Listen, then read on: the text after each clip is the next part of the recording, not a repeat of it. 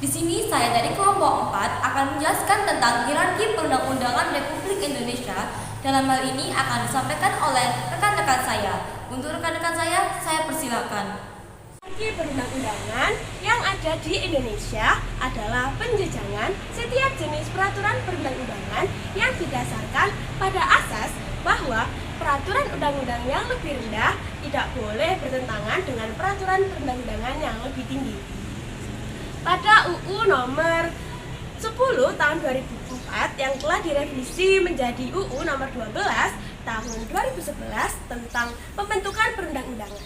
Dalam undang-undang terbaru hasil revisi TAP MPR kembali dicantumkan dalam hierarki peraturan perundang-undangan Indonesia secara hierarkis tata urut yang baru menurut undang-undang adalah sebagai berikut. A. UUD Negara Republik Indonesia 1945. Undang-Undang Dasar Negara Republik Indonesia tahun 1945 adalah konstitusi dan sumber hukum tertinggi yang berlaku di Republik Indonesia. B. Ketetapan MPR. Ketetapan Majelis Permusyawaratan Rakyat atau disingkat Ketetapan MPR atau TAP MPR adalah bentuk keputusan Majelis Permusyawaratan Rakyat yang berisi hal-hal bersifat penetapan. Undang-undang atau peraturan pemerintah pengganti undang-undang. Undang-undang adalah peraturan perundang-undangan yang dibentuk oleh Dewan Perwakilan Rakyat dengan persetujuan bersama Presiden. Peraturan perundang-undangan di bawah ini, undang-undang diduga bertentangan dengan undang-undang pengujinya dilakukan oleh Mahkamah Agung.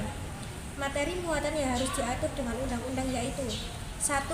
Pengaturan lebih lanjut mengenai ketentuan UUD NRI tahun 1945. 2. Perintah satu undang-undang untuk diatur dengan undang-undang. 3. Pengesahan perjanjian internasional tertentu. 4. Tindak lanjut atas putusan Mahkamah Konstitusi. 5. Pemenuhan kebutuhan hukum dalam masyarakat. Peraturan pemerintah.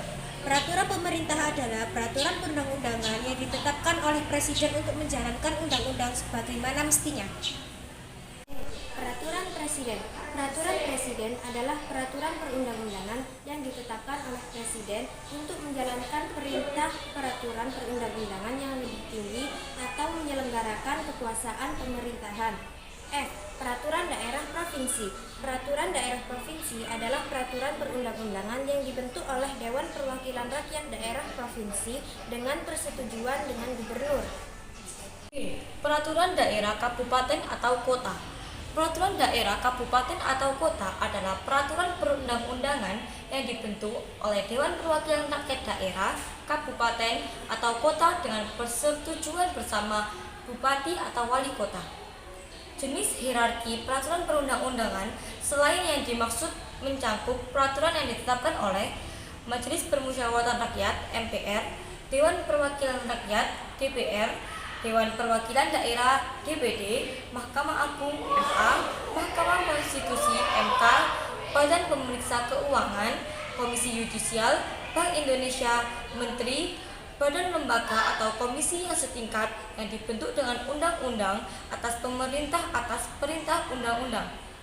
Dewan Perwakilan Rakyat Daerah (DPRD) Provinsi dan DPRD Kabupaten atau Kota dan Gubernur, Bupati atau Wali Kota, Kepala Desa yang setingkat. Peraturan perundang-undangan tersebut di atas diakui keberadaannya dan mempunyai kekuatan hukum, mengikuti sepanjang yang diperintahkan oleh peraturan perundang-undangan yang lebih tinggi atau dibentuk berdasarkan kewenangan. Sikap menaati peraturan perundang-undangan dalam kehidupan sehari-hari. Menaati perundang-undangan berarti melakukan tindakan di berbagai bidang kehidupan berbangsa dan bernegara yang sesuai dengan ketentuan norma, kaidah, dan peraturan yang berlaku. Adapun sikap menaati peraturan perundang-undangan dalam berbagai bidang kehidupan dapat diwujudkan dengan hal-hal berikut. Bidang ekonomi. 1. Tidak menguasai kekayaan alam yang menguasai hajat hidup orang banyak atau yang telah dikuasai oleh negara. 2. Tidak berjualan di sembarang tempat, misalnya di trotoar. 3. Tidak melakukan korupsi, kolusi, dan nepotisme untuk memperkaya diri, sedangkan di sisi lain merugikan orang banyak. Bidang pertahanan dan keamanan atau disingkat dengan Hankam. 1. Tidak membuat kerusuhan yang dapat merusakkan masyarakat. 2. Tidak ikut bergabung dalam organisasi terlarang. 3. Turut berpartisipasi dalam upaya bela negara. Bidang sosial. 1. Mengaku hak asasi manusia dengan tidak membedakan manusia dari segi agama, jenis kelamin, warna kulit, dan kedudukan alam masyarakat. 2. Membantu fakir miskin dan anak-anak terlantar. Dan yang terakhir, bidang budaya. Yang pertama, mencintai budaya tanah air. 2. Mengembangkan kebudayaan nasional. 3. Melestarikan nilai-nilai luhur budaya bangsa Indonesia. Dan yang terakhir, bersikap selektif terhadap kebudayaan asing yang masuk.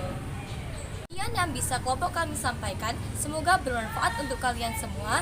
Jangan lupa like, comment, and subscribe. Dan wassalamualaikum warahmatullahi wabarakatuh.